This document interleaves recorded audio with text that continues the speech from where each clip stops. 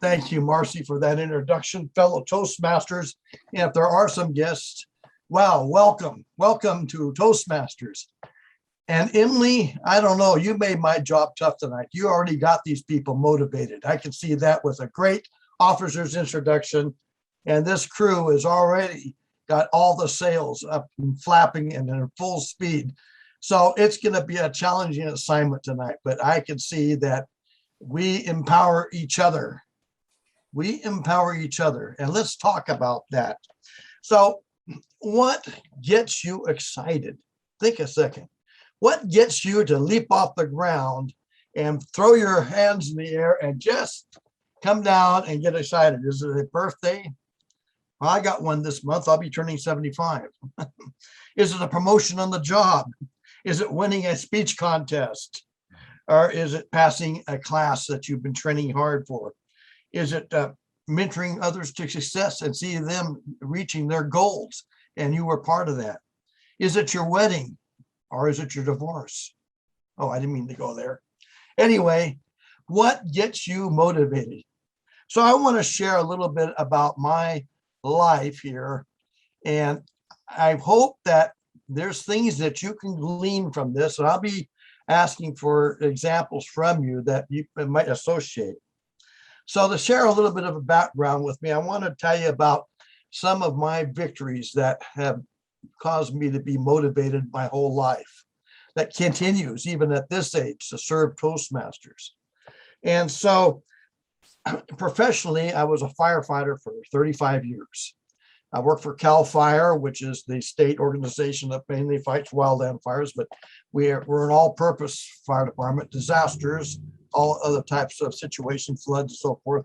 And so during my career, I started as a firefighter at age 16. And I found out after being a plain old C student, getting through high school, when I started taking fire classes in the fire science and with CAL FIRE and the Air Force, I was the #1 student. I never experienced that before. Now, what did that tell me? Is that a niche?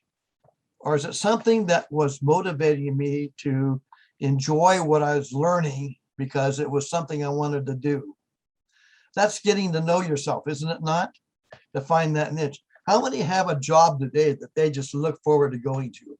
I did for 35 years. Oh, I see some hands raised up there. Okay, I've got you targeted.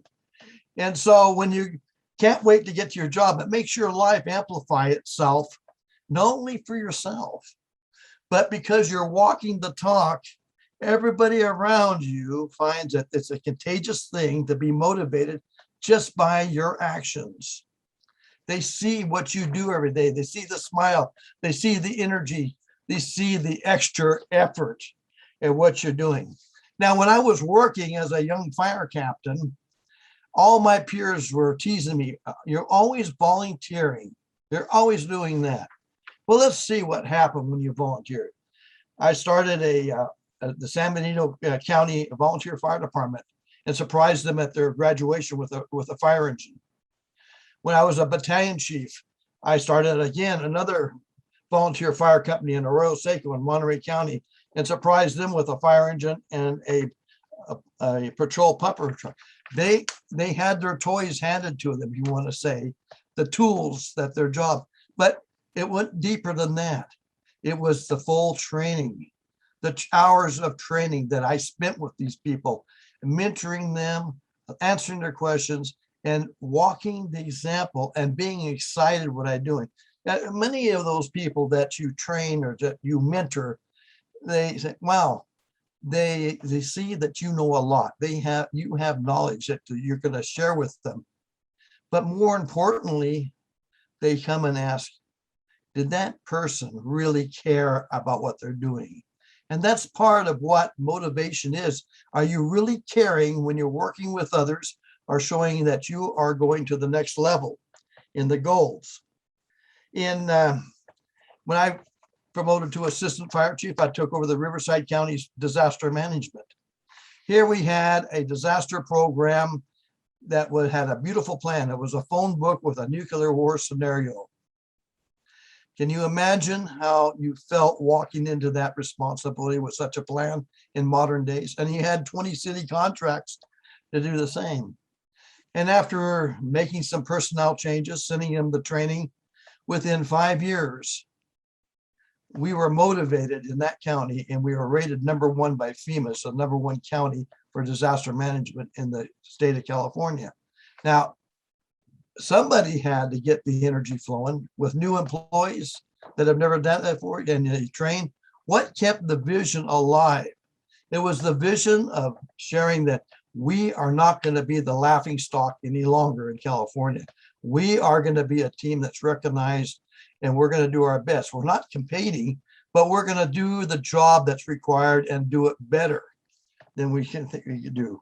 So when you work with employees, when you work with volunteers, you have to look at your audiences and how can I motivate them? Well, one thing is the recognition of sending them to special training, the recognition of having them take over a new project or become a division manager and to work with people.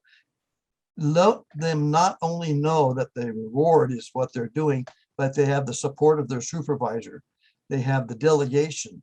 And the public, you recognize them at so many events. Let them go out and do some speaking, represent the organization you belong to, such as Board of Supervisors for a county, our city councils, our town hall meetings.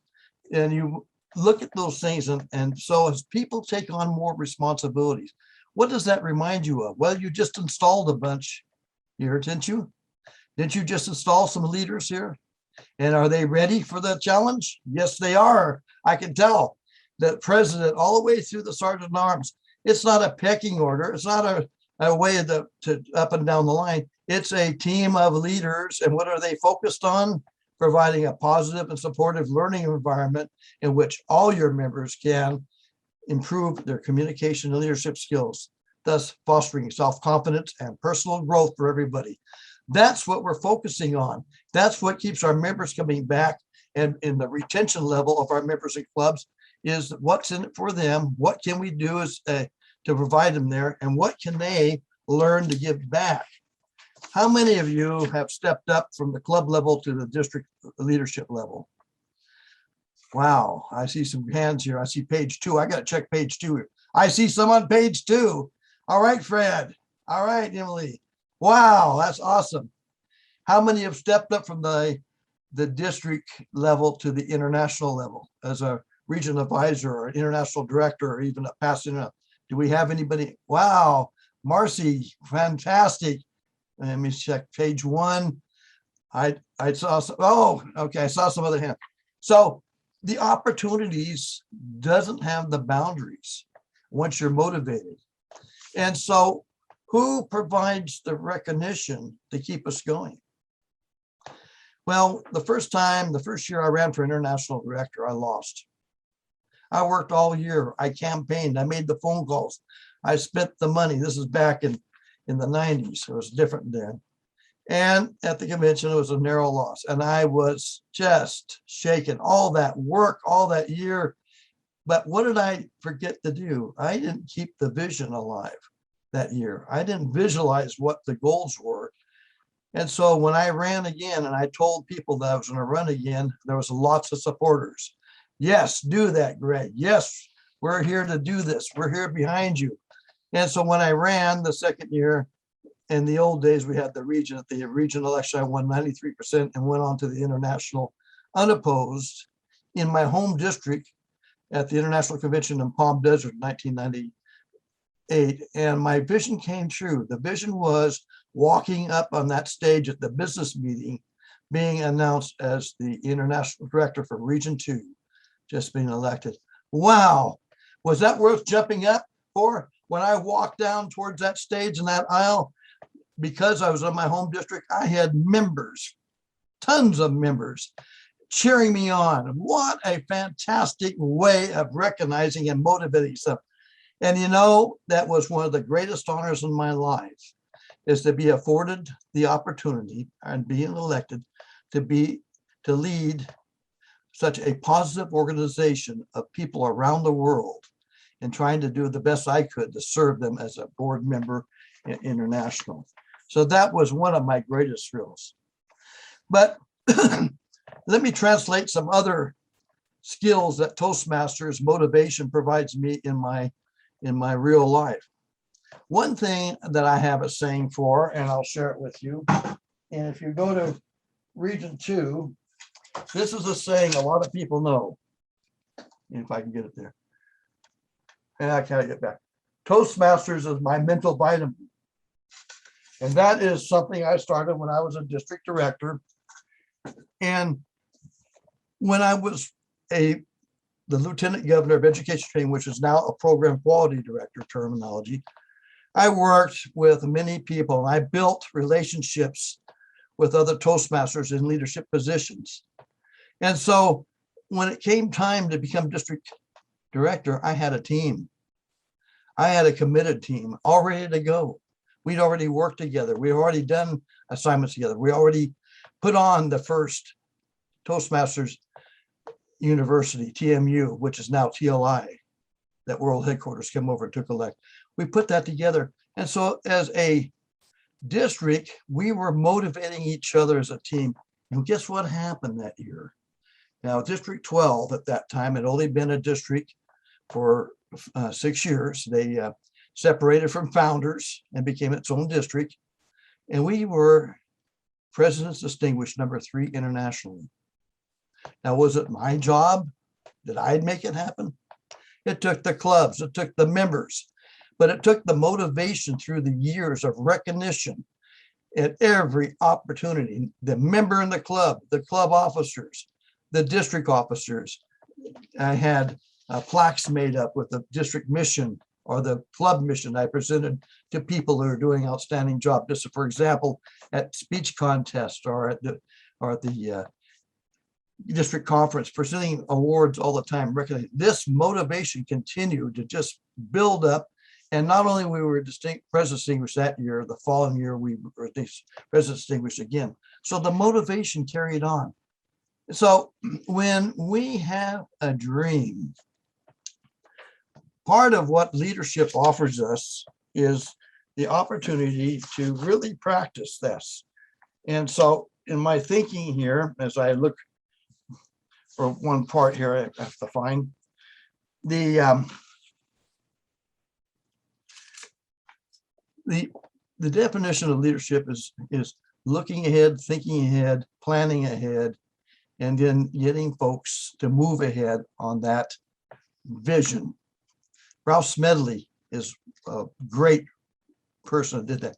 So when we think about what you're doing here in PR, public relations, and I've done a lot of public relations on fires, major fires. I've been the public information officer, been on the radio, on the television, and done reports and so forth in the newspapers. But more important than that is what you're doing as public relations, is you're spreading the word of what Toastmasters can do. So what is our target? Not only internally are we providing public relations to our members to know of events, what's going on, contests, do's or do, all the things we need to do, and the recognition of who's getting the pathways done, but it's the public relations outside. How are we reaching outside to motivate people to come visit a club? Now, social media, some say, okay, yeah, that's a challenge. You don't have the personal touch quite as much. So we see a lot of stuff on Facebook. We see a lot of stuff on emails going around. We see a lot of great artwork, a lot of great inventive things that catch our eye. For example, Eldred, I like his background. That catches my eye. District 7. Wow, that's fantastic. But what are we doing? How is that effective? Is it reaching out? What about the personal touch? Personal touch, what's that? Well, we're in our squares. It's pretty tough to do that. We need to break outside of the squares. So when you're out and about, are you applying the personal touch?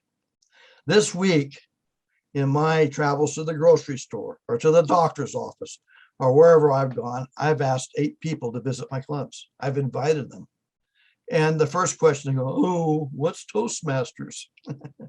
Well, it's an international organization of clubs that hones your communications and leadership skills.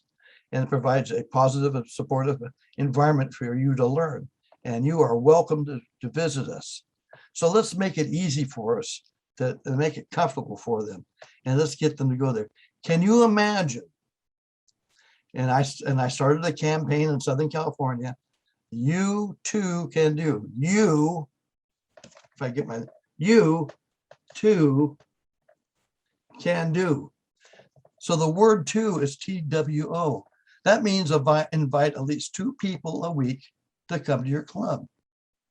Now, you guys are all over the world. Wow, what an honor and a thrill to address such a wonderful group. And it's certainly, like I said, when I was an international director, it was such an honor to serve an international organization of positive people. That motivation keeps you going. But can you imagine the personal touch? If we can get our membership in our different districts and our different clubs through the leaders to get people, you too can do. Can you imagine what that would do for our clubs? The growth, what's that? Distinguished club program number 7 and 8, 4 new members and 4 more new members. In a lot of cases, bring weak clubs up to strong clubs. And we can do that, but we just have to add that to the list of our Toastmaster promise. You know, number 6, step up and lead when asked to do so. And many people did in this club, didn't they?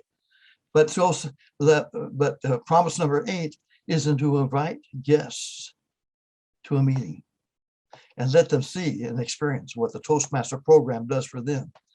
Now, I am looking at my records here. I have signed up over 300 people in 35 years.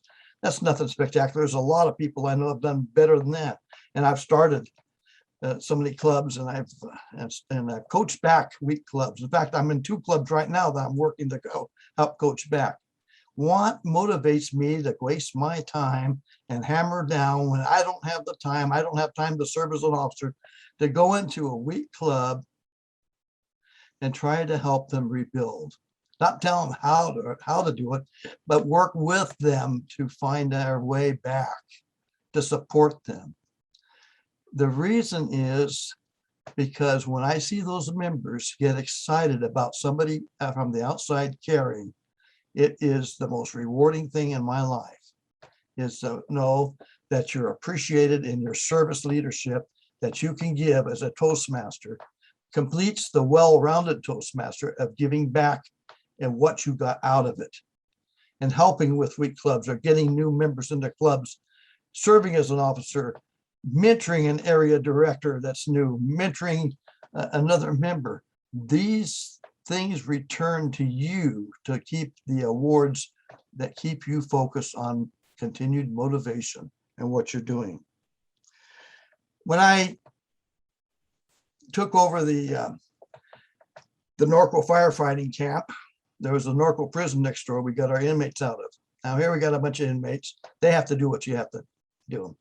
And I'd watch these guys, and when I first got there, took over there, I'd go inside the prison, I'd watch them meander out of the barracks and stroll down to the Sally Port to be picked up by the buses to go out and do the day's work or project work until they're dispatched to a fire. I thought to myself, this is just a so-so thing. These are inmates. They're looked down on, they're not expected, and we're supposed to rehabilitate them. So one morning I showed up at 6:30, and as they come meandering out and they get checked for items, they pat them down. I lined them up into lines like in the military, and I marched their little what's down to the belly, and they complained and groaned I was being cruel. And the next day we did it again. And about the first week and second week, it was no more groaning or complaining. It was something they were used to. And as we went along, I was telling them about, hey, I think you guys are the best firefighting crews in the county, and I want you to be the best. And pretty soon they started getting clean uniforms all the time instead of fighting for them. Pretty soon they could blouse their trousers. Pretty soon they got hats that said Norco Conservation Camp. Pretty soon when they got off the fire line, putting in a lot of fire line, there was a post down at the bottom with a sign on it that says, quality handline by the Norco crews. These are little recognitions that added up, that changed the whole attitude of those crews. And pretty soon the rest of the inmates in the prison started seeing that, seeing the different things, seeing the little barbecues after the fires that the crews got when they got back, all the benefits and the recognition they got for doing a good job. And so the recognition they got started to reduce. And a lot of those people went on to out of prison to become good citizens, good productive citizens. So it can be used in all walks of life. And my question is, what are you doing in your life to motivate others and to be motivated? Who's motivating you? And who are you motivating?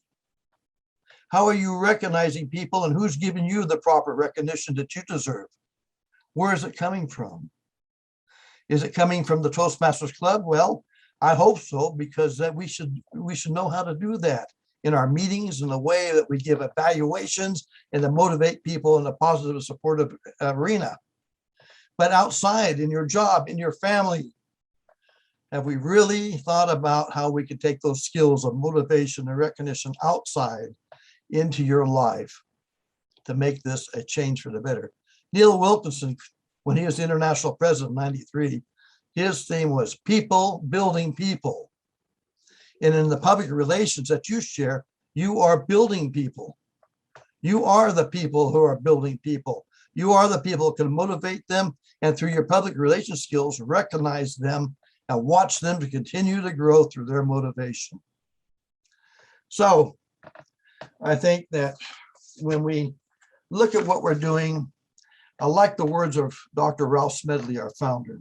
Ours is the only organization I know dedicated to the individual. We work together to bring out the best in each other, and then we apply these skills to help others. Isn't that true? I leave you with that thought. I leave you with a challenge.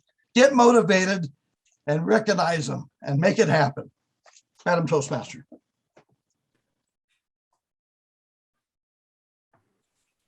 Thank you very much, distinguished Toastmaster Scott. It is now in your ball court, please, Mr. Matthews. Mr. Douglas. Happily. We've got a bunch of questions for Greg. I'm going to pop a couple of them off for you. First one is, you are known for helping clubs that are struggling. How have you worked with those clubs to help them when they're feeling discouraged?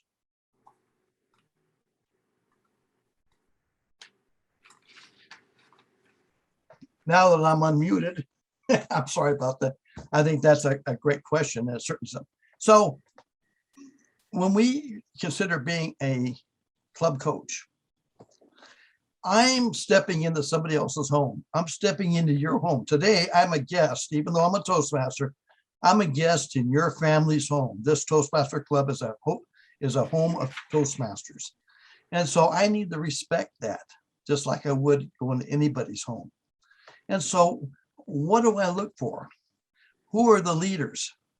Who are the ones that are really focused on wanting to get that club back into education? And so am I the person, because I've been around 34 years and I'm a past international director, I should say, well, you have to do this, you have to do this? No. We have to open up a round table. We have to develop a team within that family first to say, let's have some input here. What first of all is our vision? Let's agree on a vision. Our vision is to become a productive club that any guest comes in here, they'll see the benefits of Toastmasters, and the rest of us are reaching our goals with our retention. Then the next part would be, let's focus on a plan. Well, what is the plan? Well, first of all, you have to organize. And then you have, once you organize it in the different areas, you have to staff those areas. Then you have to have direction. And then you evaluate along the way. Let's say we're going to rebuild our club. We need to get more members. Is it just the responsibility of the vice president of PR to get the members? No, it's all of ours. How can we do that? Let's staff that quest with people on a committee to work out. How about I too can do, and a commitment to doing that? Everybody reports back each week. I invited Mary and John. They didn't show up, but I invited them. but maybe next week they will. And the other member, you go around the room, who else can say that they invited 2 people? Maybe there's 8 of you that invited 2 people and 2 of them showed up. Is that better than the average for some weak club? Yes. How about pathways? How come the club is weak? Nobody is rejecting pathways. Why are they rejecting pathways? Well, it's too confusing. I can't figure out how to record the thing. I don't know how to do it. Well, let's find them a mentor from within or from outside the club to come in there and say, when you finish a pathway, call me and we'll work through it here. And I'll show you how to record it. And then we'll get a hold of your vice president of education and get the thing put into place. How about club officers training? We made a commitment to serve the club. We were asked to do these things that you were installed. But part of that should be my commitment as a club officer to attend TI. Greg, that's boring. I've been a president 3 times and I hear the same old thing. Well, if that's the case, then maybe you got to start talking to the district to say, hey, as a club president, I've heard the same the last 3 years or the last year and a half, 3 times the same thing. Is there some way in TLI we can have an advanced president's class and a beginning president's class so we can learn? Is there a way of presidents getting together and share things but still get credit for that? There's always mechanisms we can do. So what you do is you try to get that club together to make an agreement on that vision and break it up into parts so they can do it. If you want to put on a speech craft, if you want to put on an open house, you have to staff it. You have to have people do the positions. And so you're not doing it for them, but you're supporting them and you're facilitating and trying to help them. And on TI, they have a handbook on coaching clubs that gives you tips too.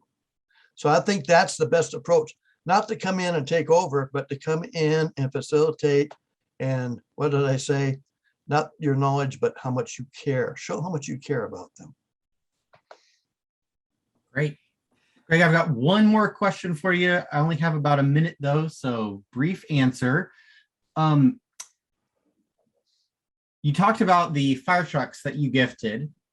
How do you use a tool like that? Or can you think of a specific award that you have given in order to create a culture of recognition inside a club? Real quickly, when I was district director, we made lecterns. It was called the Grand Slam Award. And of course, Grand Slam means the bases are loaded. You have 4 different bases filled. So there was 4 goals as a club you achieved. And if you achieved those goals, you received a wooden lectern with an engraved black